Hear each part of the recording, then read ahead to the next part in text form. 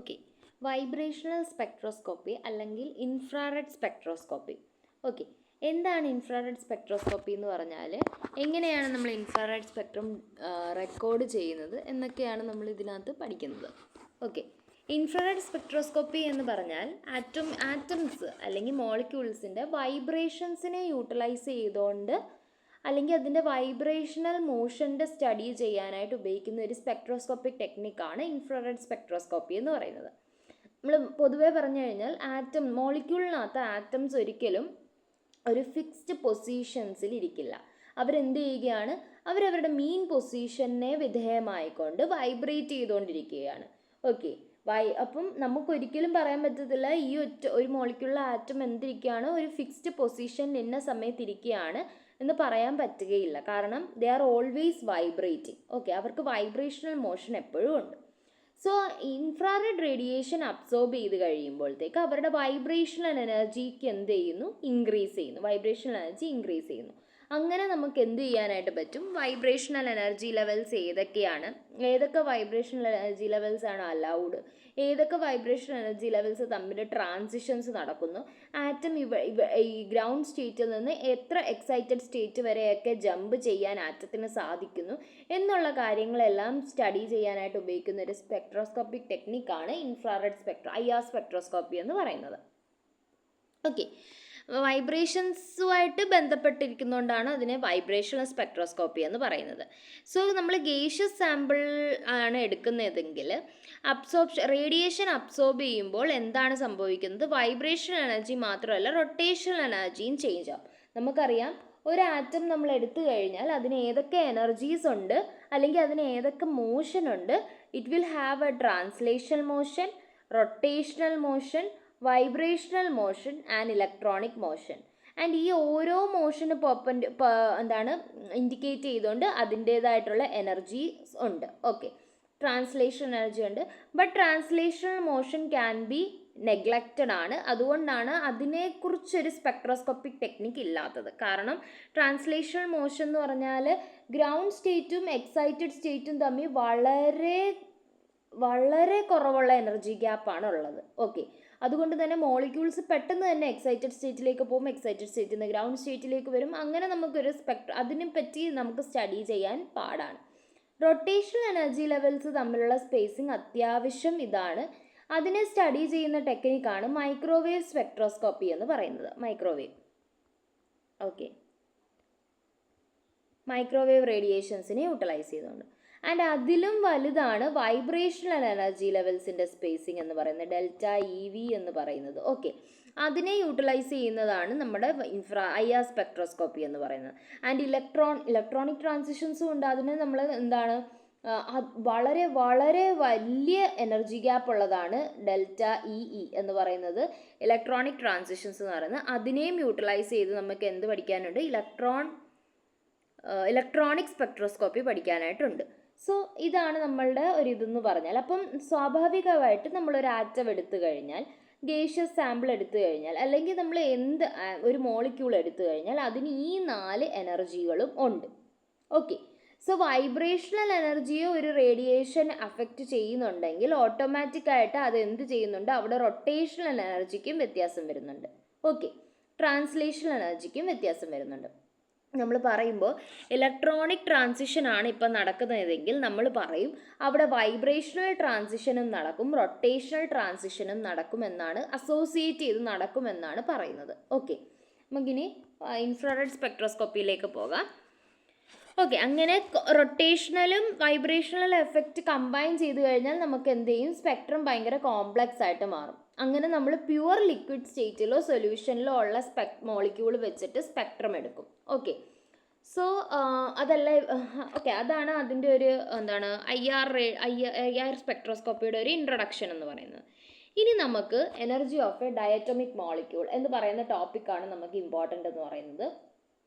നമ്മൾ ഒരു ബോണ്ടിനെ കൺസിഡർ ചെയ്യുന്നത് സ്പ്രിങ് പോലെയാണ്. എന്ന് പറഞ്ഞാൽ ഒരു ബോണ്ട് ഫോം ചെയ്യണമെങ്കിൽ, ഒരു ഡയറ്റോമിക് മോളിക്യൂൾ ഫോം ചെയ്യുന്നത് എപ്പോഴാണ്, 2 ആറ്റത്തിലെ ഇലക്ട്രോൺ, ഡയറ്റോമിക് എന്ന് പറഞ്ഞാൽ 2 ആറ്റമുള്ള രണ്ട് ആറ്റത്തിൻ്റെ ഇലക്ട്രോൺസ് എന്തായിരിക്കണം, റീഅറേഞ്ച് ചെയ്തിട്ട് ഒരു സ്റ്റേബിൾ ബോണ്ട് ഫോം ചെയ്യണം. അങ്ങനെയാണ് ഒരു ഡയറ്റോമിക് മോളിക്യൂൾ ഫോം ചെയ്യുന്നത്. ഓക്കെ, ഇനി എന്താണ് ഇവിടെ സംഭവിക്കുന്നത്, അതിനകത്ത് ഇവരൊരു ബോണ്ടായിട്ട് നിൽക്കാനുള്ള കാരണം എന്താണ്, അതിൽ കുറച്ച് ഇലക്ട്രോണിക് റീഅറേഞ്ച്മെൻറ്റുകൾ നടക്കുന്നുണ്ട്. ആദ്യത്തെ ഇതെന്ന് പറയുന്നത് അവിടെ ഒരു റിപ്പൽഷൻ എനർജി ഉണ്ട് അല്ലേ, രണ്ട് ഇപ്പോൾ ഹൈഡ്രജൻ ആയാലും Cl- ആയാലും Cl എന്നായാലും ഇവിടെ എന്ത് ചെയ്യുന്നുണ്ട്, ഈ പോസിറ്റീവ്ലി ചാർജ്ഡ് ഇവിടെ ന്യൂക്ലിയസ് ഉണ്ട്, ഇതിനും പോസിറ്റീവ്ലി ചാർജ്ഡ് ന്യൂക്ലിയസ് ഉണ്ട്, അത് തമ്മി എന്ത് ചെയ്യുന്നുണ്ട്, റിപ്പൽ ചെയ്യുന്നുണ്ട്. ഓക്കെ, ഇവിടെ ഇലക്ട്രോൺസ് ഉണ്ട്, ഇവിടെ ഇലക്ട്രോൺസ് ഉണ്ട്, അത് തമ്മിലും എന്ത് ചെയ്യുന്നുണ്ട്, റിപ്പൽ ചെയ്യുന്നുണ്ട്. ഓക്കെ, ബട്ട് ഇവിടെ ഒരു അട്രാക്ഷൻ എനർജി ഉണ്ട്, അട്രാക്റ്റീവ് എനർജി ഉണ്ട്. എന്താണ്, nucleus of one atom will attract the electron of other atom, അത് വൈസ് വേഴ്സ ആയിട്ട് നടക്കുന്നുണ്ട്. ഇങ്ങനെ ഒരു അട്രാക്റ്റീവ് എനർജിയും ഇവർ തമ്മിലുണ്ട്. ഓക്കെ, അപ്പോൾ ഇവർ ആ ഫോഴ്സസിനെ ബാലൻസ് ചെയ്തുകൊണ്ടാണ് അവർ നിൽക്കുന്നത്. അങ്ങനെയാണ് ഒരു ബോണ്ട് ഫോം ചെയ്യുന്നത്. അങ്ങനെയാണ് ആ സിസ്റ്റത്തിന് എന്ത് ചെയ്യുന്നത്, മിനിമം എനർജി ഉണ്ടാവുന്നത്. എനർജി മിനിമം എന്ന് പറഞ്ഞാൽ എന്താണ്, ബോണ്ട് സ്റ്റേബിൾ ആണെന്നാണ് അർത്ഥം. ഓക്കെ, ആ എനർജി ബോണ്ട് ലെങ്തിനെ ആ ഡിസ്റ്റൻസിനെയാണ് നമ്മൾ എന്ന് പറയുന്നത് ബോണ്ട് ലെങ്ത് എന്ന് പറയുന്നത്. ഓക്കെ, ഇനി ഒരു ബോണ്ടിൻ്റെ കംപ്രഷനും എക്സ്റ്റൻഷനും നമ്മൾ എന്ത് ചെയ്യുകയാണ്, ഒരു സ്പ്രിങ്ങിനെ പോലെയാണെന്ന് കൺസിഡർ ചെയ്യുകയാണ്. എന്ന് പറഞ്ഞാൽ എന്താണ്, ഒരു സ്പ്രിങ് എങ്ങനെ കംപ്രസ് ചെയ്യുമോ എക്സ്റ്റെൻഡ് ചെയ്യുമോ അതുകൂട്ട് തന്നെയാണ് ബോണ്ട് ബിഹേവ് ചെയ്യുന്നതെന്ന് നമ്മൾ കൺസിഡർ ചെയ്യുന്നു. ഓക്കെ, അപ്പോൾ എന്താണ്, spring will obey hooks law അനുസരിച്ച് റീസ്റ്റോറിങ് ഫോഴ്സിൻ്റെ ഇക്വേഷൻ ആണ് F = -K/R-R eq. K force constant ആണ്, R ഇൻ്റർന്യൂക്ലിയർ ഡിസ്റ്റൻസ് ആണ്, ReQ എന്ന് പറയുന്നത് ഇക്വിലിബ്രിയം ഇൻ്റർന്യൂക്ലിയർ ഡിസ്റ്റൻസ് ആണ്. മൈനസ് സൈൻ എന്ന് പറഞ്ഞാൽ എന്താണ്, ഫോഴ്സ് ആക്ട് ചെയ്യുന്നത്, ഡിസ്പ്ലേസ്മെൻറ്റ് ആക്ട് ചെയ്യുന്നതിൻ്റെ തൊട്ട് ഓപ്പോസിറ്റ് ഡയറക്ഷനിലാണ് ഫോഴ്സ് ആക്ട് ചെയ്യുന്നത്. ഓക്കെ, അപ്പം നമ്മൾ എന്ത് ചെയ്യുകയാണ്, ബോണ്ട് എന്ന് പറഞ്ഞാൽ ഒരു സ്പ്രിങ്ങിൻ്റെ ഇതാണ്, സ്പ്രിങ് പോലെയാണെന്ന് പറയുവാണ്. എന്ന് പറഞ്ഞാൽ എന്താണ്, നമ്മൾ സ്പ്രിങ് എത്ര വലിച്ചാലും എത്ര എക്സ്റ്റെൻഡ് ചെയ്താലും എത്ര കംപ്രസ് ചെയ്താലും എന്ത് സംഭവിക്കുകയാണ്, സ്പ്രിങ്ങിന് ഒരു കുഴപ്പവും വരത്തില്ല. It will come back to its original position. അതുപോലെയാണ് ബോണ്ട് എന്ന് നമ്മൾ എന്ത് ചെയ്യുകയാണ്, കൺസിഡർ ചെയ്തുകൊണ്ട് എന്താണ്, ഒരു IR സ്പെക്ട്രത്തിനൊരു തിയറി ഉണ്ടാക്കുകയാണ്. ഓക്കെ, സോ ഇവിടെ ഈ ഇക്വേഷനാണ്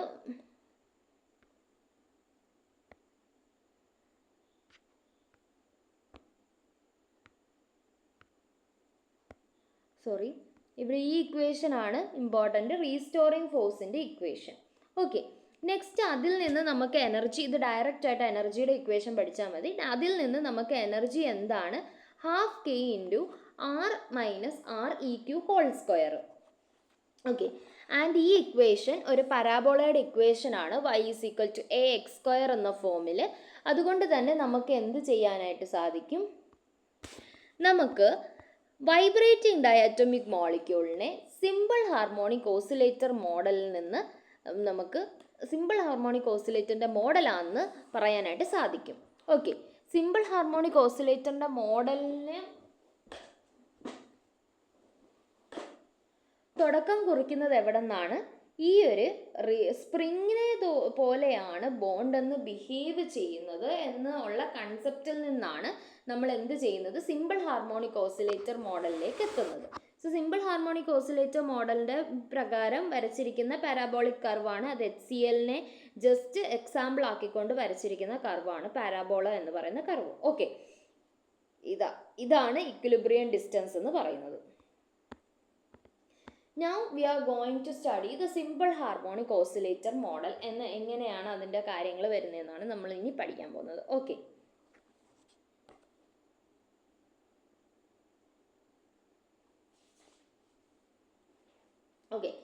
എലാസ്റ്റിക് ബോണ്ടിന് ലൈക്ക് എ സ്പ്രിങ്, അതിന് വൈബ്രേഷണൽ ഫ്രീക്വൻസി നമുക്ക് ഓൾറെഡി ക്വാണ്ടം മെക്കാനിക്സിൽ നിന്നും ഫിസിക്സിൽ നിന്നും ഒക്കെ അതിൻ്റെ റിസൾട്ടുകൾ ഡിറൈവ് ചെയ്തെടുത്തിട്ടുള്ളതാണ്. സോ അവിടെ നിന്ന് നമുക്കറിയാം ഒമേഗ ഓസിലേഷൻ ഒന്നും എഴുതാം, അല്ലെങ്കിൽ ന്യൂ എന്നും എഴുതാം. ഒമേഗ ഓസിലേഷൻ്റെ ഇക്വേഷൻ എന്ന് പറഞ്ഞാൽ എന്താണ്, വൈബ്രേഷണൽ ഫ്രീക്വൻസിയുടെ ഇക്വേഷൻ നമുക്കറിയാം, √1/2π × √k/μ ഹെർട്സ് ആണ്. അതിൽ കെ എന്ന് പറയുന്ന ഫോഴ്സ് കോൺസ്റ്റന്റ്, മ്യൂ എന്ന് പറയുന്ന റെഡ്യൂസ്ഡ് മാസ് ആണ്, which is equal to m1m2 by m1 plus m2. Okay, and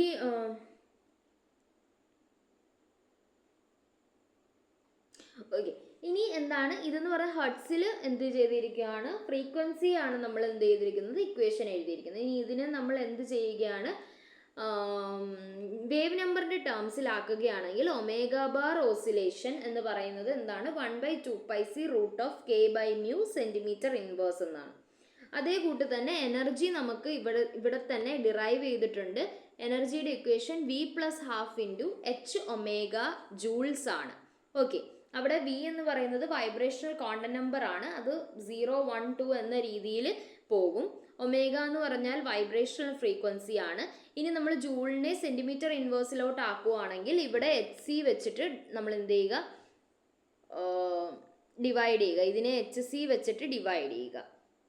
so v+½ into omega bar oscillation എന്ന രീതിയിലാണ് നമുക്ക് എന്ത് വരുന്നത്, എനർജി വരുന്നത്. ഓക്കെ, അതിൽ നിന്നിട്ട് നമുക്ക് എന്ത് ചെയ്യാൻ പറ്റും, ഓരോ വൈബ്രേഷണൽ ലെവൽസിലെ എനർജി കാൽക്കുലേറ്റ് ചെയ്യാനായിട്ട് പറ്റും. ഈ 0 വൈബ്രേഷണൽ ലെവലിലെ എനർജി എന്ന് പറയുന്നത് എന്തായിരിക്കും, ഈ 0 വൈബ്രേഷൻ ലെവലിലെ എനർജി എന്ന് പറയുന്നത് എന്തായിരിക്കും, വലിയ ഇ എന്ന് പറഞ്ഞാൽ ജൂൾസിലാണ് കാൽക്കുലേറ്റ് ചെയ്തേക്കുന്നത്, ടെക്സ്റ്റിൽ അങ്ങനെയാണ്. ആൻഡ് ചെറിയ ഇ എന്ന് പറയുന്നതാണ് സെൻറ്റിമീറ്റർ ഇൻവേഴ്സിൽ കാൽക്കുലേറ്റ് ചെയ്തിരിക്കുന്നത്. സോ E0 എന്ന് പറയുന്നത് എന്ത് വരും, 0 വിക്ക് 0 ഇട്ട് കൊടുക്കുക. സോ 1/2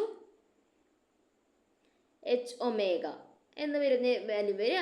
അല്ലാതെ സെൻറ്റിമീറ്റർ ഇൻവേഴ്സിലാണെങ്കിൽ 1/2 omega bar centimetre inverse. Unit എഴുതണം കേട്ടോ, നിർബന്ധമായിട്ട് യൂണിറ്റ് എഴുതണം.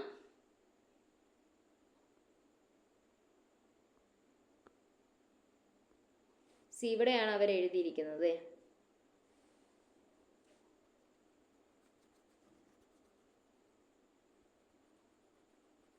ഓക്കെ, ഇതാണ് E0 ജൂൾസിൽ എഴുതിയിരിക്കുന്നു, പിന്നെ സെൻറ്റിമീറ്റർ ഇൻവേഴ്സിൽ എഴുതിയിരിക്കുന്നു. അപ്പം v=0 സ്റ്റേറ്റിലെയാണ് ഈ എനർജി എന്ന് പറയുന്നത്. സോ അതിൻ്റെ അർത്ഥം എന്താണ്, v=0 സ്റ്റേറ്റ്, ഗ്രൗണ്ട് സ്റ്റേറ്റിൽ പോലും എന്തല്ല, നമ്മുടെ വൈബ്രേഷണൽ എനർജി എന്ന് പറയുന്നത് എന്തല്ല, 0 അല്ല. ഓക്കെ, അതിനൊരു ഡെഫിനിറ്റ് വാല്യൂ ഉണ്ടെന്നാണ് ആ 1/2 h omega bar centimetre inverse തെളിയിക്കുന്നത്. ആ ക്വാണ്ടിറ്റി അല്ലെങ്കിൽ ഇതിനെയാണ് നമ്മൾ 0 പോയിന്റ് എനർജി എന്ന് പറയുന്നത്. 0 പോയിന്റ് എനർജി എന്ന് പറഞ്ഞാൽ എന്താണ്, v=0 സ്റ്റേറ്റ് എനർജിയാണ് നമ്മൾ 0 പോയിന്റ് എനർജി എന്ന് പറയുന്നത്. ദ ക്വാണ്ടിറ്റി, ഇതിനെയാണ് നമ്മൾ 0 പോയിന്റ് എനർജി എന്ന് പറയുന്നത്.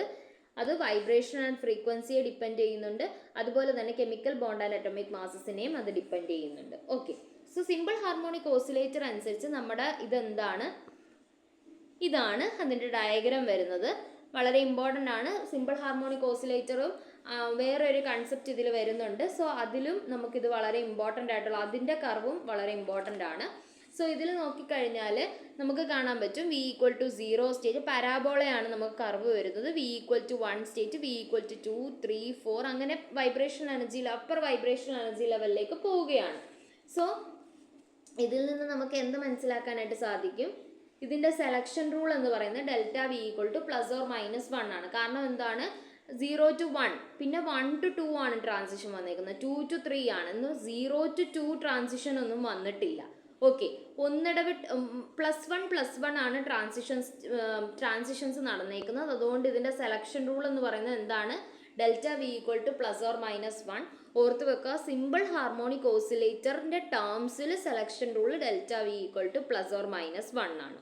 ഓക്കെ, അതനുസരിച്ച് നമുക്ക് nu bar, adjacent energy levels തമ്മിലുള്ള ആ സ്പേസിങ് എത്രയാണെന്ന് മനസ്സിലാക്കാനായിട്ട് സാധിക്കും.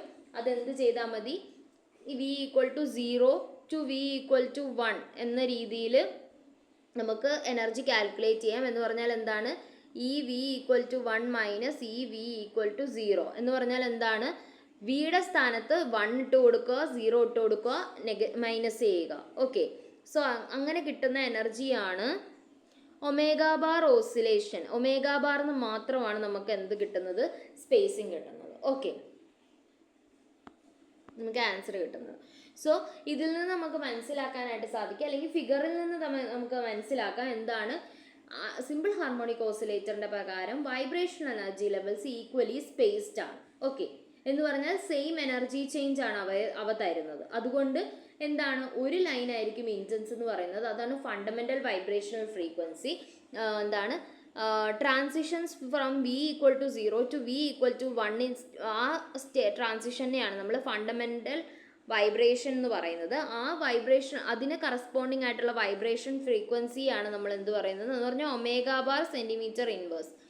ഇതിനെയാണ് നമ്മൾ എന്ത് പറയുന്നത്, ഫണ്ടമെന്റൽ വൈബ്രേഷണൽ ഫ്രീക്വൻസി എന്ന് പറയുന്നത്. ഓക്കെ, ഇനി നമുക്ക് ഇതിനകത്ത് ആര് IR ആക്റ്റീവ് ആണ്, ആര് IR ആക്റ്റീവ് അല്ല എന്നാണ് നമ്മൾ പറയാൻ പോകുന്നത്. ഓക്കെ, സോ IR സ്പെക്ട്രത്തിൻ്റെ ആദ്യത്തെ റൂൾ എന്ന് പറയുന്നത് എന്താണ്, ഇൻഫ്രാറെഡ് സ്പെക്ട്രം ഒരു മോളിക്യൂൾ തരണമെങ്കിൽ ആ മോളിക്യൂളിൻ്റെ വൈബ്രേഷൻ്റെ സമയത്ത് ഡൈപോൾ മൊമെൻറ്റിന് ചേഞ്ച് ഉണ്ടാവണം. There should be a change in dipole moment of the molecule during the vibration. So heteronuclear diatomic molecules എല്ലാം തന്നെ ഡൈപോൾ മൊമെൻ്റ് ഉണ്ട്. അതുകൊണ്ട് എന്ത് തരും, IR സ്പെക്ട്രം തരും, അവർക്ക് ചേഞ്ചും ഉണ്ടാവുന്നുണ്ട്. പക്ഷേ ഹോമോന്യൂക്ലിയർ ഡയറ്റോമിക് മോളിക്യൂൾസ് എന്ന് പറഞ്ഞാൽ H2, O2, N2 ഇവർക്കൊക്കെ എന്തില്ല, ഡൈപോൾ മൊമെൻ്റ് ഇല്ല. കാരണം എന്താണ്, അപ്പുറം ഇപ്പുറം ഇരിക്കുന്ന സെയിം ആറ്റമാണ്. അപ്പോൾ അവർ തമ്മിൽ എങ്ങനെ ചാർജ് ഡിഫറൻസ് ഉണ്ടാവും, ചാർജ് പോസിറ്റീവ് നെഗറ്റീവ് ഉണ്ടായാൽ ആ ഡിസ്റ്റൻസിൻ്റെ ഇതിനെയാണ് നമ്മൾ ഡൈപോൾ മൊമെൻ്റ് എന്ന് പറയുന്നത്. ചാർജ് സെപ്പറേഷനെയാണ് ഡൈപോൾ മൊമെൻ്റ് എന്ന് പറയുന്നത്. ഇവിടെ ഡൈപോൾ മൊമെൻ്റ് ഉണ്ടാവുമോ, രണ്ടും സെയിം ആറ്റംസ് ആണ് അപ്പുറം ഇപ്പുറം ഇരിക്കുന്നത്. സോ ഹോമോന്യൂക്ലിയർ ഡയറ്റോമിക് മോളിക്യൂൾസിനെ നമുക്ക് എന്ത് ചെയ്യാൻ പറ്റത്തില്ല, IR സ്പെക്ട്രം എടുക്കാൻ പറ്റത്തില്ല. കാരണം അവ ഡൈപോൾ മൊമെൻറ്റിൽ ചേഞ്ച് കാണിക്കാത്തതുകൊണ്ട് IR സ്പെക്ട്രം കാണിക്കില്ല. അതുതന്നെ. ഓക്കെ, നെക്സ്റ്റ് ഇവിടെ കുറച്ച് ഇതുണ്ട്, പ്രോബ്ലംസ് ഉണ്ട്. നമുക്ക് ആ ഇത് വെച്ച് പഠിച്ച ഇക്വേഷൻ വെച്ച് ചെയ്യാനുള്ളതാണ്. ഫസ്റ്റത്തെ നോക്കിയാൽ ഫണ്ടമെന്റൽ വൈബ്രേഷണൽ ഫ്രീക്വൻസി നമുക്ക് തന്നിട്ടുണ്ട്. ഓക്കെ, ഫോഴ്സ് കോൺസ്റ്റന്റ് ആണ് നമുക്ക് കാൽക്കുലേറ്റ് ചെയ്യേണ്ടത്. അറ്റോമിക് മാസസ് ആണ് തന്നിട്ടുള്ളത്. ഓക്കെ, അറ്റോമിക് മാസസ് ആണ് തന്നിട്ടുള്ളത്. ഓക്കെ, ഫണ്ടമെന്റൽ വൈബ്രേഷണൽ ഫ്രീക്വൻസി തന്നിട്ടുണ്ട്. എന്ന് പറഞ്ഞാൽ എന്താണ്, mu bar equal to 1/2πc into root of k/μ. അതാണ് നമ്മുടെ ഇക്വേഷൻ എന്ന് പറയുന്നത്. ഓക്കെ, അതിൽ നിന്ന് കെയുടെ ഇക്വേഷൻ ആണ് ഇതെന്ന് പറയുന്നത്. അത് കാണാതെ പഠിച്ചു വെച്ചാൽ അത്രയും നല്ലതായിരിക്കും. 4π² c² mu bar square. So ഇതിനകത്ത് ന്യൂ തന്നിട്ടുണ്ട്, ഇത് തന്നിട്ടുണ്ട്, ആൻഡ് കെ ആണ് നമുക്ക് കണ്ടുപിടിക്കേണ്ടത്. ഓക്കെ, മ്യൂ എന്ന് പറയുന്നത് എന്താണ്, റെഡ്യൂസ്ഡ് മാസ് ആണ്. ഞാൻ ആദ്യമേ പറഞ്ഞത് m1 m2/m1 + m2 ആണ്. അതിനുവേണ്ടി നമുക്ക് രണ്ട് ആൾക്കാരുടെയും മാസ് നമുക്ക് തന്നിട്ടുണ്ട്. സോ ഫോമുല എഴുതി സബ്സ്റ്റിറ്റ്യൂട്ട് ചെയ്യുക. അതുപോലെയാണ് താഴോട്ടും ബാക്കി ചെയ്യേണ്ടത്, അത് ചെയ്തു നോക്കുക. ഓക്കെ, നെക്സ്റ്റ് ഇതിനകത്തൊരു കൺസെപ്റ്റാണ് അൺഹാർമോണിക് ഓസിലേറ്റർ എന്ന് പറയുന്നത്.